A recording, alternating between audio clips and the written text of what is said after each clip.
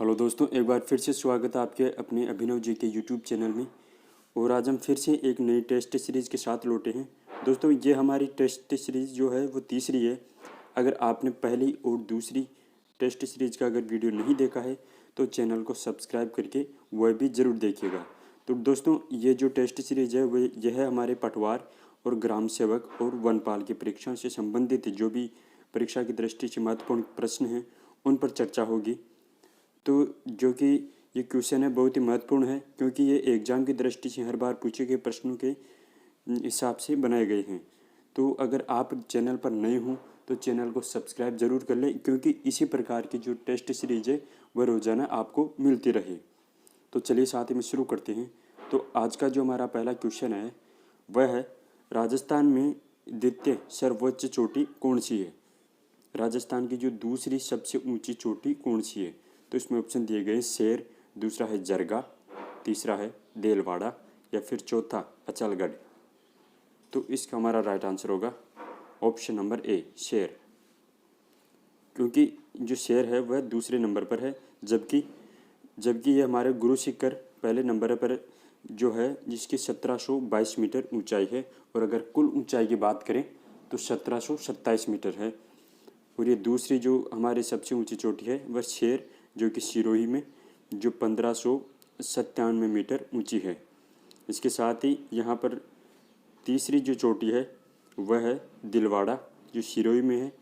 इसे हाल ही में जोड़ा गया है। इसी पर्वत पर जो प्रसिद्ध जैन मंदिर है वह है। यहाँ पर ये जो चोटी है ये 1442 मीटर है।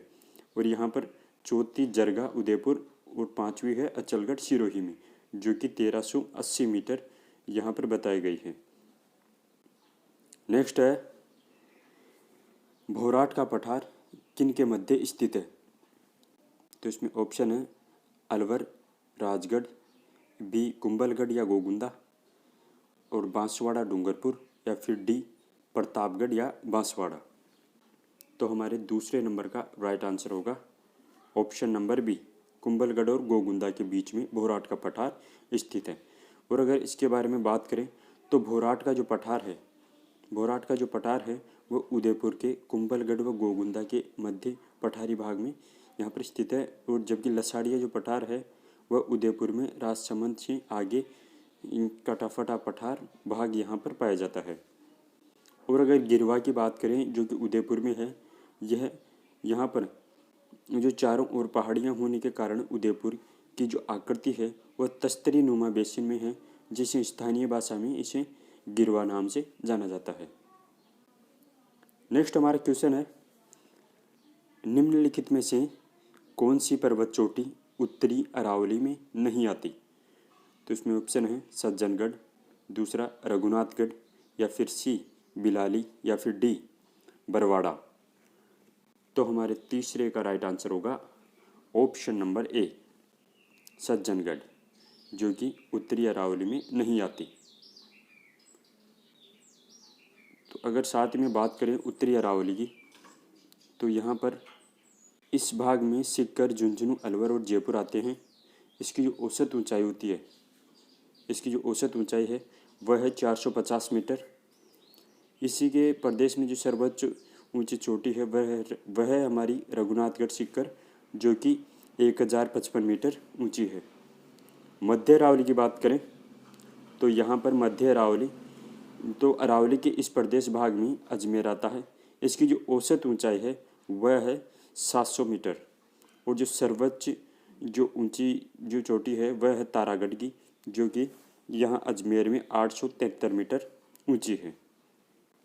और अगर दक्षिणी अरावली की बात करें तो यहाँ पर इस भाग में राजसमंद, सिरोही और उदयपुर, डूंगरपुर आदि आते हैं।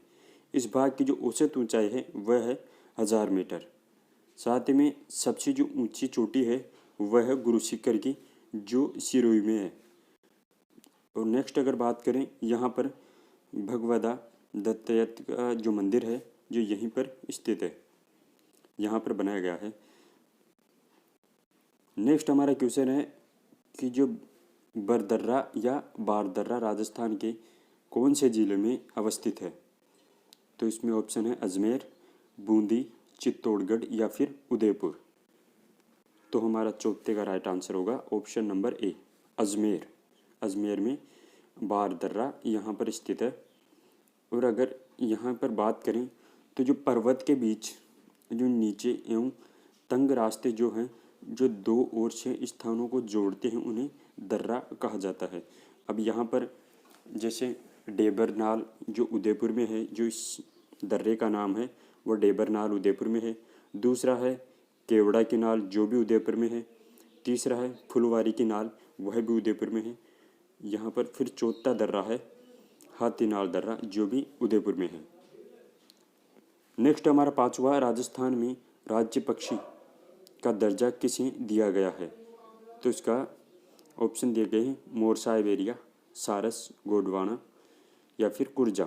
तो इसका सिंपल सा राइट आंसर होगा ऑप्शन नंबर सी, गोंडवान। गोंडवान की अगर बात करें तो जो इसका गोंडवान जो ग्रेट इंडियन बस्टर्ड जो इसके वैज्ञानिक नाम से भी जाना जाता है, यह एक बड़े आकार का पक्षी होता है। यह एक बड़े आकार का पक्षी होता है जो भारत के राजस्थान तथा सीमावर्ती पाकिस्तान में पाया जाता है। यह उड़ने वाले पक्षियों में यह सबसे अधिक वजनीय पक्षी है। यह जैसे मोर के समान ही होता है क्योंकि इसका आकार जो बड़ा होता है और ये शुतुरमुर्ग जैसे प्रतीत होता है। नेक्स्ट है कि यह जो पक्षी है भारत और पाकिस्तान के शुष्क एवं अर्धशुष्क घास के मैदानों में पाया जाता है। पहले यह पक्षी भारत में पंजाब, हरियाणा, राजस्थान, उत्तर प्रदेश, मध्य प्रदेश व गुजरात, हरियाणा, कर्नाटक आदि तमिलनाडु व्यापक रूप से पाया जाता था, लेकिन अभी यह थोड़ी सी इसकी संख्या कम हो गई है। नेक्स्ट हमारा क्वेश्चन छठा, निम्न में से कौन सा कार्य वन्य जीव एवं जैव विविधता संरक्षण में बाधक है? तो इसमें ऑप्शन दिए गए हैं वनोन्मूलन या फिर दूसरा वन रोपण या फिर तीसरा अभ्यारण्य की स्थापना या फिर डी उद्यानों की स्थापना। तो हमारे छठे का जो राइट आंसर होगा वह होगा ऑप्शन नंबर ए, वनोन्मूलन, जो कि वन्य जीव विविधता के संरक्षण में बाधक है, जो वनों को काटने के लिए इसमें बाधक है। नेक्स्ट हमारा 7वां, शीत ऋतु में जो पश्चिम राजस्थान में अधिक ठंड पड़ने का जो कारण है वह क्या है? तो इसमें ऑप्शन दिए गए हैं। ऑप्शन नंबर ए है रेतीला धरातल होना, दूसरा है ब वन क्षेत्र का अधिक होना, सी बर्फबारी होना या फिर डी अधिक वर्षा होना। तो हमारे 7वें का जो राइट आंसर होगा वह होगा ऑप्शन नंबर ए, रेतीला धरातल होना। नेक्स्ट है 8वां कि काली मिट्टी राज्य के कौन से भौतिक विभाग की विशेषता है? तो इसमें ऑप्शन है दक्षिण पूर्वी पठारी भाग या फिर बी लूनी बेसिन या फिर सी पूर्वी मैदानी क्षेत्र या फिर डी अरावली पहाड़ी क्षेत्र। 8वें का राइट आंसर, तो हमारे 8वें का राइट आंसर होगा ऑप्शन नंबर ए, दक्षिण पूर्वी पठारी भाग। नेक्स्ट, राज्य के पूर्वी मैदानी भाग में वर्षा का जो वार्षिक औसत है वह क्या है? जो वर्षा का वार्षिक औसत है वह क्या है? तो ऑप्शन है 40 से 60 सेमी या फिर बी 60 से 80 सेमी या फिर सी 30 से 50 सेमी या फिर डी 50 से 80 सेमी। 90 का राइट आंसर, तो इसमें ऑप्शन नंबर होगा बी 60 से 80 सेमी। और साथ में अगर बात करें तो राजस्थान में जो जलवायु को 5 भागों में बांटा गया है। इसमें पहला है शुष्क जलवायु प्रदेश जो कि 0 से 20 सेमी है। फिर है दूसरा अर्धशुष्क जलवायु प्रदेश जो कि 20 से 40 सेमी है। और फिर तीसरा उपद्र जो जलवायु प्रदेश है वह 40 से 60 सेमी है। और फिर चौथा है आर्द्र जलवायु प्रदेश 60 से 80 सेमी। और फिर पांचवा है अति आर्द्र जलवायु जो प्रदेश 80 से 100 सेमी के बीच में है। और ये इस प्रकार हमारे राजस्थान को अलग अलग जलवायु प्रदेशों में बांटा गया है। ये जो है 0 से 20 फिर 20 से 40 ऐसे करके इनको अलग अलग प्रदेशों में बांटा गया है। साथ में अगर बात करें राजस्थान में जो जलवायु का अध्ययन करने के पर 3 प्रकार की ऋतुएं आती हैं, जिसमें ग्रीष्म ऋतु, वर्षा ऋतु और शीत ऋतु। जो पहली ग्रीष्म ऋतु है वो मार्च से मध्य से जून तक ऐसे करके। वर्षा ऋतु है मध्य जून से सितंबर तक, और तीसरी शीत ऋतु है वह नवंबर से फरवरी तक है। नेक्स्ट हमारा क्वेश्चन है, जलोढ़ व दोमट मिट्टी मुख्य रूप से राज्य के किस भौगोलिक प्रदेश में मिलती है? तो इसमें ऑप्शन है मध्यवर्ती पहाड़ी प्रदेश, दक्षिण पूर्वी पठारी प्रदेश, या पूर्वी मैदानी भाग, या फिर उक्त सभी में। तो 10 नंबर का हमारा राइट आंसर होगा ऑप्शन नंबर सी, पूर्वी मैदानी भाग में। नेक्स्ट है, मेसा का पठार स्थित है। जो मेसा का पठार है वह कहाँ पर स्थित है? तो इसका सिंपल सा राइट आंसर होगा ऑप्शन नंबर ए, चित्तौड़गढ़।